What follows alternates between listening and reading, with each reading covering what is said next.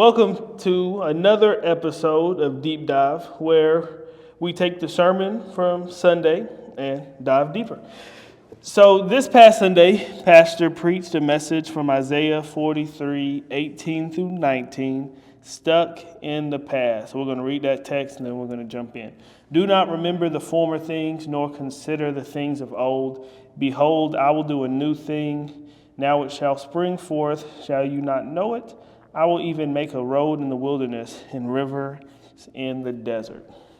When I was thinking about the title, Stuck in the Past, it's interesting because, oftentimes people, when they hear that, especially when you say stuck, people think negative. Like they're thinking about the sins that they've committed, thinking they're unworthy, can't step into. But then oftentimes, another avenue that sometimes just gets overlooked is like just stuck in the memories, like even not bad sin, but just like we look at the Israelites when they left Egypt and how they're romanticizing slavery. At least we had good food. They was feeding us steak and lobster. Like our minds will play a twisted game on us to make us remember something better than it was, so we can't enjoy the new thing God is doing because we're so stuck on trying to get back something that never truly existed if we could see it in its true form.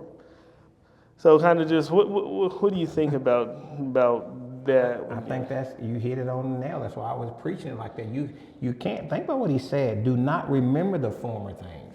So people are just stuck. They can't get past. They can't get past it. There's no way that God's gonna love me out of that condition. There's no, they just think that they're no better than what they used to be.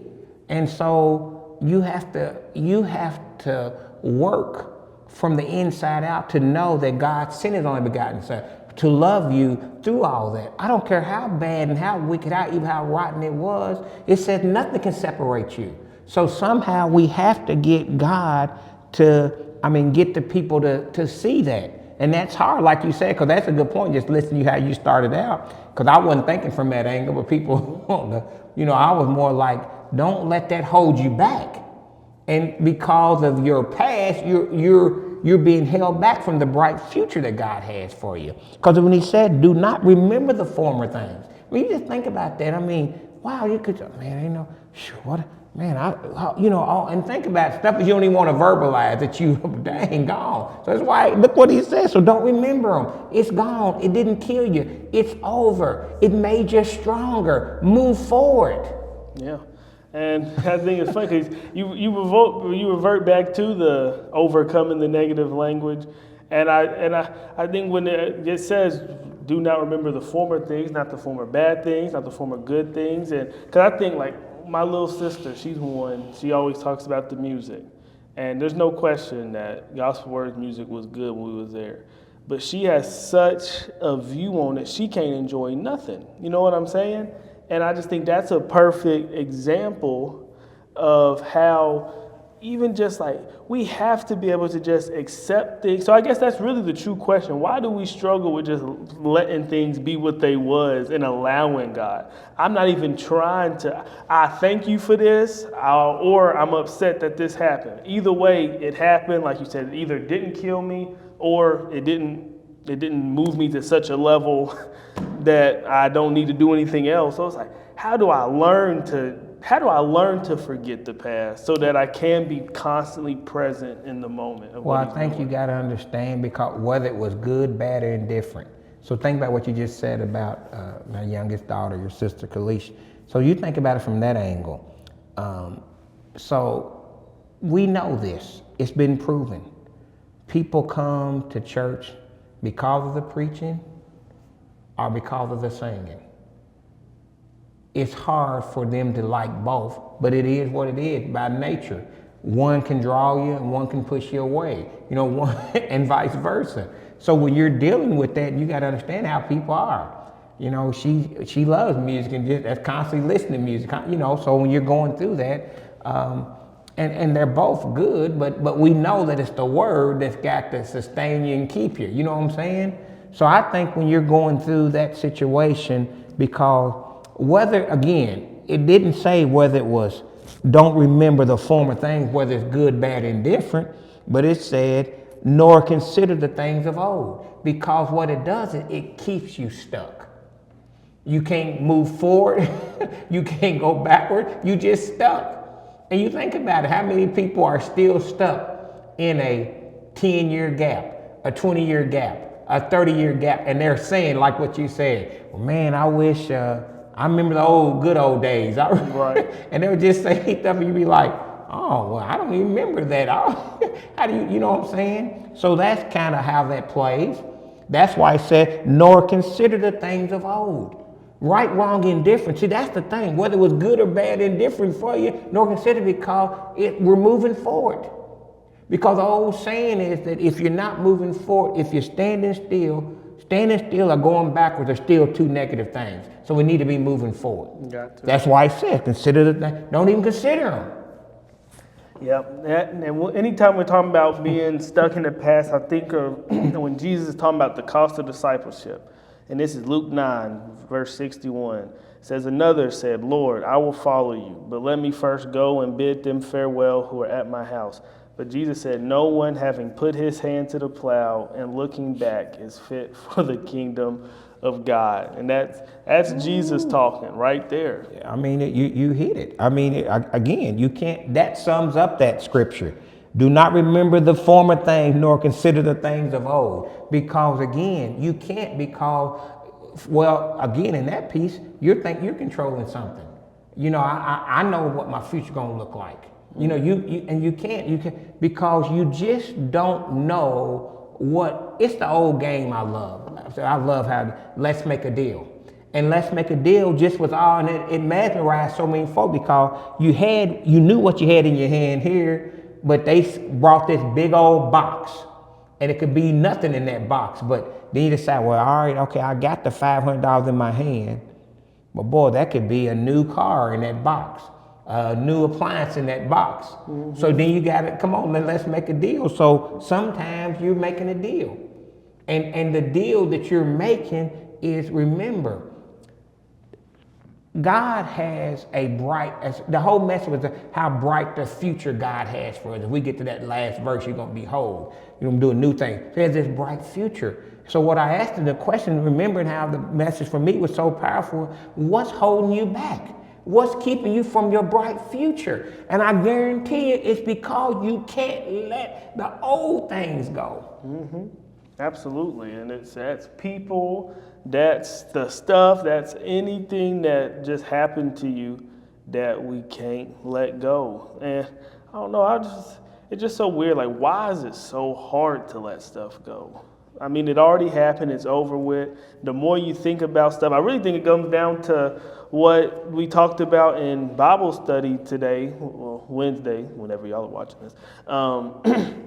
Because a lot of times, I've learned whenever I have my core group of guys, it's easier for me to move on from stuff after I vocalized it with them, talked through it, seen it, because so much stuff grows and it gets way bigger in our head than it actually is in reality, the good or bad. It was better than it ever could have been the farther you get away from it, or it was way worse than it actually was the farther you get away from it. So if you can truly get those people that you love, that you can let out all those things that got you stuck and be real about it, that's really the first step, I believe, in getting, being able to actually let go of the past so we can move into the new. You have any other tactics you think, or is that it? No, I think that's good. You dealing with it, being transparent. We just talked, like you said, that's what we were talking about. Having a group of core people that you can be transparent with to get it off of you. I think a lot of it is it lays dormant until something brings it back.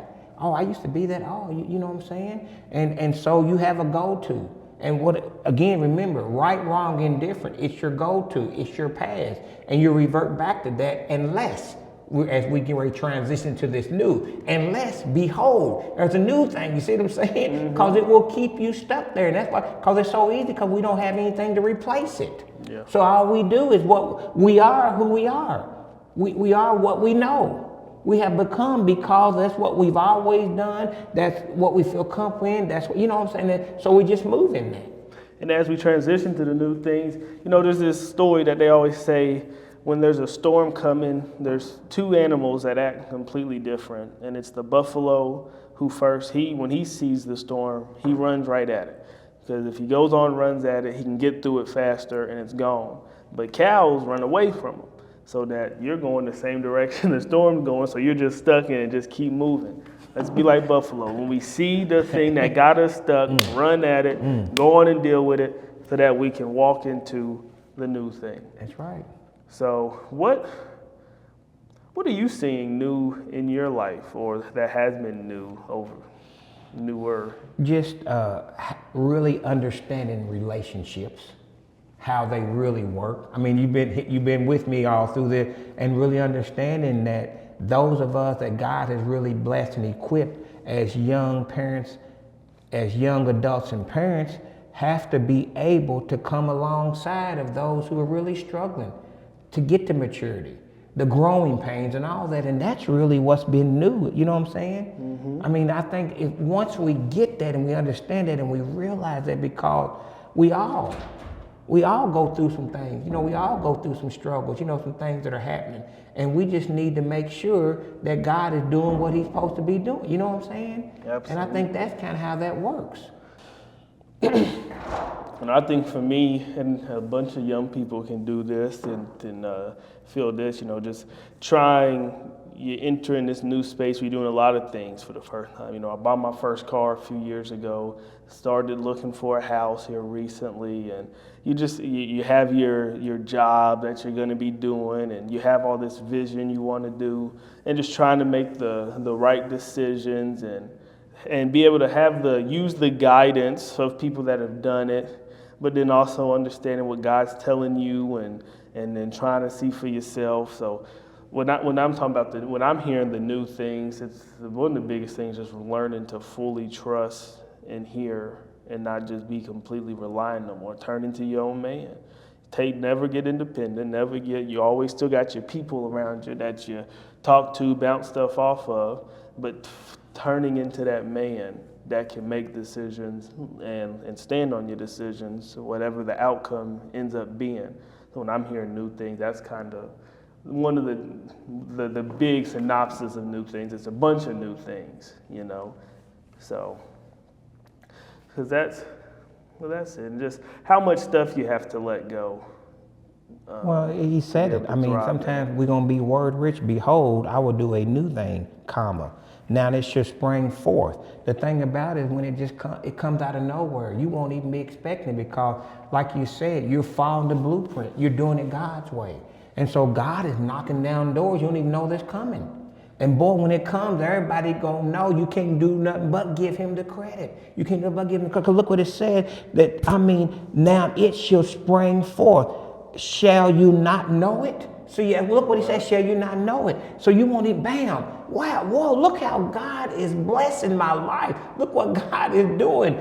And all you're going to do is go back and say, you know what, I've just done what he's asked me to do. Mm-hmm. I really am following the blueprint. I really am doing it God's way. And look how he's handling this now. Yeah. And that's really a joyous thing, you know. The new thing kind of preaches itself, but you just have to spend so much more time on the past, on learning how to let go of the past, because that's what keeps us from the new thing. That's what keeps you. It's hard to talk about the new thing because God's going to do it. He says in his word, do you not know? So he's going to do it once we release that stuff so that he can bring it. Because they always say that open hand, closed hand stuff. As long as I'm holding on to something, God can't put nothing in there. But the moment I let it go, he can put in that new thing. So you got any closing thoughts that you have? I just think again when it says this piece that I still love, I will even make a road in the wilderness and the rivers in the desert, showing you it might get to the point where there's no turning around. But do you trust me? Because you think about that, how bleak that has to be, how the Israelites had to really think. All this murmuring and fumbling and grumbling and all this stuff, and they get there and there's no turning back. Pharaoh's on they back. And they can't turn back. And all they see is death.